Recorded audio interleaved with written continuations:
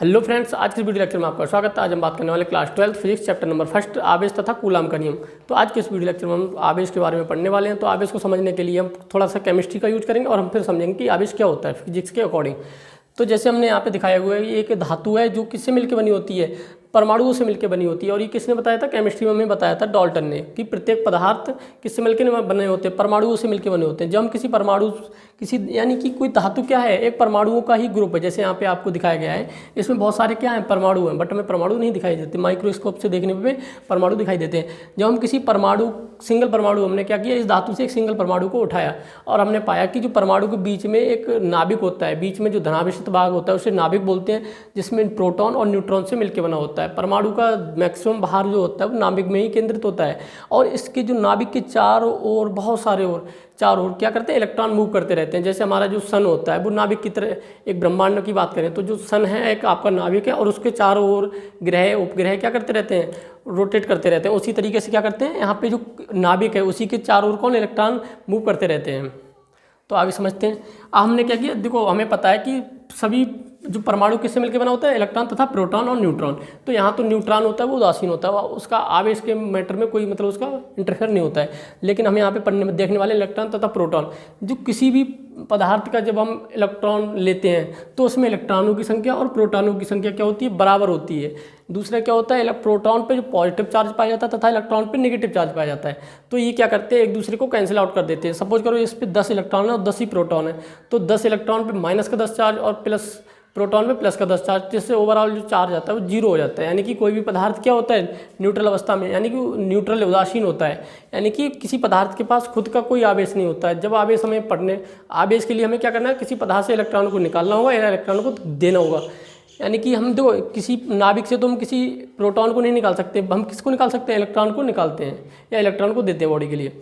तो यहाँ पे देखो समझते हैं। जैसे हमने यहाँ पे एक इलेक्ट्रॉन दिखाया है, यहाँ पे हमने सोडियम एटम लिया, यानी कि सोडियम का एक इलेक्ट्रॉन लिया। सोडियम का एक जो स्पेशलिटी होती है वो इसमें 11 इलेक्ट्रॉन होते हैं और 11 प्रोटॉन होते हैं। और यहाँ पे जो इसका परमाणु भार होता है वो 23 होता है। और इन दोनों का डिफरेंस क्या होता है, न्यूट्रॉनों के बराबर होता है। तो यहाँ पे देखो 23 में से 11 जब आप घटाओगे तो यहाँ 12 बचेंगे। तो यहाँ पे 11 इलेक्ट्रॉन तथा 11 प्रोटॉन है सोडियम के एक परमाणु में। जैसे यहाँ पे हमने देखा, यहाँ पे सोडियम धातु लिया तो इसमें हमने यानी क्या किया हुआ है, इलेक्ट्रॉनों को दिखाया हुआ है। इससे हमने क्या किया, एक इलेक्ट्रॉन को बाहर निकाल दिया। क्या किया, परमाणु से हमने एक इलेक्ट्रॉन को बाहर निकाला। जब आप इलेक्ट्रॉन को बाहर निकालेंगे तो क्या होगा, इलेक्ट्रॉन की कमी हो जाएगी। तो देखो यहाँ पे जो इलेक्ट्रॉन एक बाहर निकाला तो इस परमाणु पे कितने इलेक्ट्रॉन बचेंगे, 10 इलेक्ट्रॉन बचेंगे। और प्रोटॉन को तो हमने कोई टच किया ही नहीं है, तो यहाँ पे 11 प्रोटॉन रहने वाले हैं। जब यहाँ पे आप देखोगे जो इलेक्ट्रॉन तथा प्रोटॉन पे जो आवेश का मान होता है वो हमेशा इक्वल होता है। तो 11 माइनस का 11 ई, सॉरी देखो यहाँ पे जब हमने इलेक्ट्रॉन को नहीं निकाला, नहीं दिया, तब हमने किया माइनस के 11 प्लस के 11। तो यहाँ पे जो आपका ओवरऑल आता है जीरो, क्या आएगा, जीरो आएगा।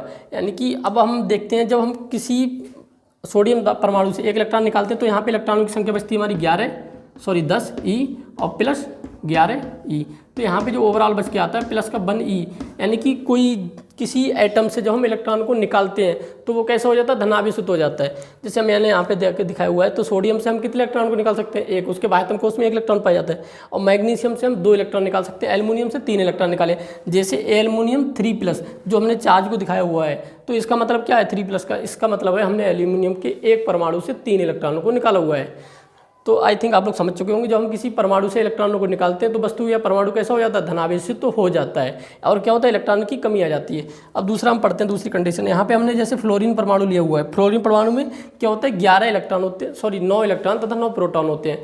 अच्छा, फ्लोरीन क्या होता है, इसको हम जब 1 इलेक्ट्रॉन देते हैं, क्या करते हैं, हम 1 इलेक्ट्रॉन इसको दे रहे हैं तो इसमें इलेक्ट्रॉनों की संख्या अधिक हो जाती है। और जब इलेक्ट्रॉनों की संख्या अधिक हो जाएगी तो इलेक्ट्रॉन क्या करेगा, डोमिनेट करेगा। इलेक्ट्रॉन डोमिनेट करेगा तो इलेक्ट्रॉन वाला चार्ज आएगा। इलेक्ट्रॉन पर कैसा चार्ज पाया जाता है, पॉजिटिव चार्ज पाया जाता है। तो यहाँ पे कितना चार्ज आता है, इस पे माइनस का 1 चार्ज आता है। जैसे हम यहाँ पे देखो फ्लोरीन पे -1 चार्ज होता है। ऑक्सीजन पे कितना होता है, ऑक्सीजन 2 इलेक्ट्रॉनों को ग्रहण करता है, इस पे तो -2 आवेश होता है। और नाइट्रोजन पे -3 आवेश होता है। तो आई थिंक आप लोग समझ चुके हैं कि आवेश होता क्या है। सबसे पहले तो एक बार हम रिकॉल करते हैं, प्रत्येक पदार्थ किससे मिलकर बना होता है, धातुओं से मिलकर बना होता है, परमाणुओं से मिलकर बना होता है। परमाणु को जब हम उठाते हैं तो परमाणु किससे मिलकर बना होता है, इलेक्ट्रॉन, प्रोटॉन तथा न्यूट्रॉन। न्यूट्रॉन तो आपका न्यूट्रल होता है, तो उसका आवेश के मारे में कोई इंटरफेयर नहीं होता है। और हम क्या करते हैं, इलेक्ट्रॉन को ही हम बाहर निकालते हैं या किसी बॉडी को इलेक्ट्रॉन देते हैं, क्योंकि जो हमारा प्रोटॉन होता है वो बीच केंद्र में पाया जाता है, उसको निकालना थोड़ा असंभव होता है। तो हम क्या करते हैं, जब हम किसी एटम से इलेक्ट्रॉन को निकालते हैं तो वो क्या होती है, इलेक्ट्रॉन की कमी हो जाती है। इलेक्ट्रॉन की कमी होती है तो प्रोटॉन हमारा क्या करता है, डोमिनेट करता है। अब प्रोटॉन डोमिनेट करेगा तो इस पर होता है पॉजिटिव चार्ज। प्रोटॉन पे कैसा होता है, P4 पॉजिटिव, ऐसे भी आप एक ट्रिक के माध्यम से भी याद कर सकते हैं। प्रोटॉन पे कैसा पॉजिटिव चार्ज होता है, और यहाँ जब प्रोटॉन डोमिनेट करेगा तो प्लस चार्ज आएगा। जैसे यहाँ पे Na+, तो इस पर 1 इलेक्ट्रॉन निकाला गया है, Mg2+, तो इससे 2 इलेक्ट्रॉन निकाले गए, Al3 से यानी कि इससे 3 इलेक्ट्रॉन निकाले गए। जब हम किसी परमाणु को इलेक्ट्रॉन देते हैं तो कैसा आता है, वहाँ पे इलेक्ट्रॉन डोमिनेट करता है, और इलेक्ट्रॉन डोमिनेट करेगा तो क्या आएगा, नेगेटिवली चार्ज हो जाती है बॉडी। तो जैसे हमने यहाँ पे दिखाया, फ्लोरीन पे -1 एक इलेक्ट्रॉन दिया गया है, और ऑक्सीजन को 2 इलेक्ट्रॉन दिए गए हैं, और नाइट्रोजन को 3 इलेक्ट्रॉन दिए गए हैं। तो आई थिंक आप लोग समझ चुके होंगे कि आवेश क्या होता है। तो हम थोड़ा आवेश की थ्योरी के बारे में अब लिखेंगे, जो थ्योरी होती है। अब हम आवेश के लिए थोड़ा थ्योरिकल पढ़ते हैं कि आवेश की हमें जो थ्योरी लिखनी होती है वो कैसे लिखेंगे। आवेश मतलब चार्ज, जो हम किसी फ़ोन को चार्ज करते हैं वही वाला आवेश होता है। फ़ोन या बैटरी मतलब जो भी चार्ज किया जाता है वही आवेश होता है। तो देखो आवेश क्या होता है, आवेश किसी पदार्थ का एक भौतिक गुण होता है। भौतिक गुण क्यों होता है, क्योंकि उसे हम महसूस कर सकते हैं, उसको हम अपने हाथों से कंट्रोल कर सकते हैं कि मतलब किसको इलेक्ट्रॉन देना है या किसको इलेक्ट्रॉन लेना है। आवेश किसी पदार्थ का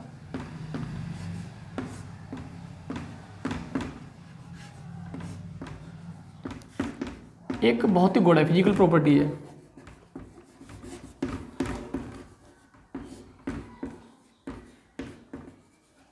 जो कब उत्पन्न होता है, जो इलेक्ट्रॉनों के आदान प्रदान से उत्पन्न होता है, जो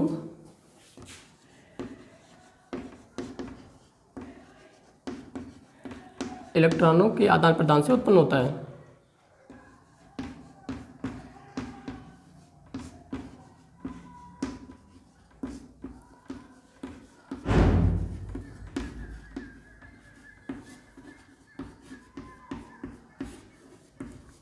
ठीक है, देखो आवेश क्या, किसी पदार्थ का एक भौतिक गुण है जो इलेक्ट्रॉनों के आदान प्रदान से, यानी इलेक्ट्रॉन ट्रांसफर करेंगे तो हमें आवेश की उत्पत्ति होती है। अब हम थोड़ा और पढ़ेंगे। देखो आवेश किसी पदार्थ या परमाणु, ठीक है, किसी पदार्थ से इलेक्ट्रॉन निकालने पर, इलेक्ट्रॉन निकालने पर, तो इलेक्ट्रॉन निकालने के तो ये क्या होएगा, इलेक्ट्रॉन की कमी हो जाती है। इलेक्ट्रॉन निकालने पर इलेक्ट्रॉन की कमी, ठीक है, ऐसे भी समझ सकते हैं, इलेक्ट्रॉन की कमी। और इलेक्ट्रॉन निकालेंगे तो इलेक्ट्रॉन की कमी होगी, तो वहाँ पे क्या होता है, प्रोटॉन डोमिनेट करेगा। प्रोटॉन डोमिनेट करेगा तो प्रोटॉन वाला चार्ज आने वाला है। पदार्थ धनावेशित होता है, ठीक है, पदार्थ धनावेशित हो जाता है। लेकिन जब हम दूसरा क्या पढ़ेंगे, किसी पदार्थ को इलेक्ट्रॉन देने पर, किसी पदार्थ को इलेक्ट्रॉन देने पर क्या होगा, इलेक्ट्रॉन की अधिकता आएगी। तो इसे शॉर्ट में लिखेंगे, इलेक्ट्रॉन की अधिकता। क्या होता है, इलेक्ट्रॉन देने पर वस्तु कैसे होता है, पदार्थ नेगेटिव चार्ज होता है, क्योंकि यहाँ पे क्या करेगा, इलेक्ट्रॉन डोमिनेट करने वाला है, पदार्थ ऋणावेशित हो जाता है, ऋणावेशित हो जाता है। ठीक है, यानी आवेश किसी पदार्थ का कैसा एक फिजिकल प्रॉपर्टी है जो कब उत्पन्न होता है, इलेक्ट्रॉनों के आदान प्रदान से, यानी इलेक्ट्रॉन ट्रांसफर करने से उत्पन्न। जब किसी पदार्थ को हम इलेक्ट्रॉन निकालते हैं तो इलेक्ट्रॉन की कमी हो जाती है, और कैसा होता है, प्रोटॉन डोमिनेट करता है, वहाँ पे क्या होता है, धनावेशित हो जाती है वस्तु। किसी पदार्थ को इलेक्ट्रॉन देने पर क्या होता है, इलेक्ट्रॉन की अधिकता हो जाती है, और वस्तु कैसी होती है, ऋणावेशित हो जाती है। अब एक ये आपका फर्स्ट हो गया। सेकंड, इसको हम प्रॉपर्टी की तरह भी यूज कर सकते हैं, ठीक है। एक तो ये डेफिनेशन भी है, डेफिनेशन में भी लिख सकते हैं आवेश क्या होता है, ये भी हो गया, और इसकी एक प्रॉपर्टी भी हो गई। अब दूसरा होता है, जैसे हम देखो प्लस चार्ज के लिए पॉजिटिव साइन से, और नेगेटिव के लिए नेगेटिव साइन से, ठीक है। तो यहाँ पे ये कौन कैसा बना हुआ है, माइनस नेगेटिव चार्ज है, और यहाँ पे पॉजिटिव चार्ज, जो हमारे किसी सेल या बैटरी में दिखाया जाता है आपको। अब क्या होता है, देखो जैसे आपने चुंबक देखा होगा, और चुंबक क्या करता है, एक चुंबक कभी कभी तो एक दूसरे को दूर धकेलती है, और कभी कभी क्या करती है, एक दूसरे को पास खींचती है। जब वो दूर धकेलती है तो उसे हम साइंस की भाषा में बोलते हैं प्रतिकर्षण, यानी कि रिपल्सन। और जब वो पास खींचती है एक दूसरे को तो उसको हम साइंस की भाषा में बोलेंगे आकर्षण या फिर अट्रैक्शन। तो यानी कि जो समान फोर्स, समान आवेश होते हैं, प्लस प्लस चार्ज होते हैं, वो क्या करते हैं, एक दूसरे को दूर धकेलते हैं। समान चार्ज तो माइनस माइनस भी क्या करेगा, एक दूसरे को दूर धकेलेगा, बाहर की तरफ धकेलने वाले हैं। तो इसको हम थोड़ा ये क्या करेंगे, एक बाहर की तरफ फोर्स लगाएंगे, जैसे एक चुंबक एक दूसरे को बाहर की तरफ या पास खींचती है। जब असमान चार्ज आते हैं, एक प्लस एक नेगेटिव, तो ये क्या करते हैं, अपने को एक दूसरे को पास खींचते हैं। जब ये दूर धकेल रहे थे तो क्या बोलते थे इसको, प्रतिकर्षण। और यहाँ पे ये पास खींच रहे हैं तो इसको क्या बोलेंगे, आकर्षण। तो आप इसके बारे में हम ये भी लिख सकते हैं कि समान चार्ज क्या करते हैं, एक दूसरे को प्रतिकर्षित करते हैं। समान आवेश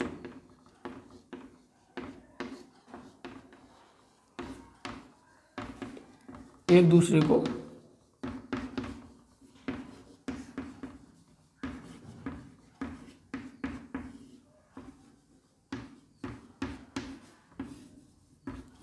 ठीक है। दूसरा होता है असमान आवेश, यानी कि प्लस माइनस या माइनस प्लस। असमान आवेश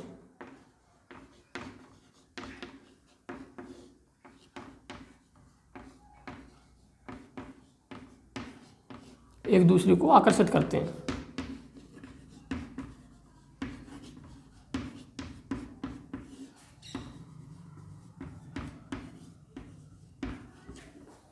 आई थिंक आप लोग समझ चुके हैं कि जो आवेश होता है वो क्या होता है। हमने देखो एक केमिस्ट्री की यूज करके कुछ चित्रों के माध्यम से समझा था कि आवेश क्या होता है, और फिर हम इसको थोड़ा थ्योरिकल कैसे लिखने वाले हैं। तो आवेश क्या है, किसी पदार्थ का एक भौतिक गुण है, फिजिकल प्रॉपर्टी है, जो इलेक्ट्रॉनों के आदान प्रदान से उत्पन्न होता है। किसी पदार्थ से इलेक्ट्रॉनों को निकालते हैं तो इलेक्ट्रॉनों की कमी होती है, पदार्थ धनावेशित हो जाता है। जब किसी पदार्थ को इलेक्ट्रॉन देते हैं तो क्या होता है, इलेक्ट्रॉनों की अधिकता आती है और वस्तु कैसी होती है, ऋणावेशित होती है। अब क्या होता है, जो आवेश होता है वो एक दूसरे को तो पास खींचते हैं या दूर धकेलते हैं। जब भी समान आवेश होते हैं तो एक दूसरे को दूर धकेलते हैं, यानी प्रतिकर्षित करते हैं। और असमान आवेश क्या करते हैं, एक दूसरे को पास खींचते हैं, यानी अट्रैक्ट करते हैं, यानी क्या करते हैं, आकर्षित करते हैं। तो इन्हीं को जो आकर्षण और प्रतिकर्षण, हमें पता चला कि आकर्षण होता है और प्रतिकर्षण होता है, लेकिन जो आकर्षण और प्रतिकर्षण बल का मान होता है उसके लिए समझाने के लिए हमारे एक वैज्ञानिक कूलाम्स लॉ आया था। कूलाम ने क्या समझाया था कि जो इनके बीच में जो लगने वाली फोर्स क्या फोर्स रहने वाली है, उसकी जो न्यूमेरिकल वैल्यू रहती है वो क्या होने वाली है।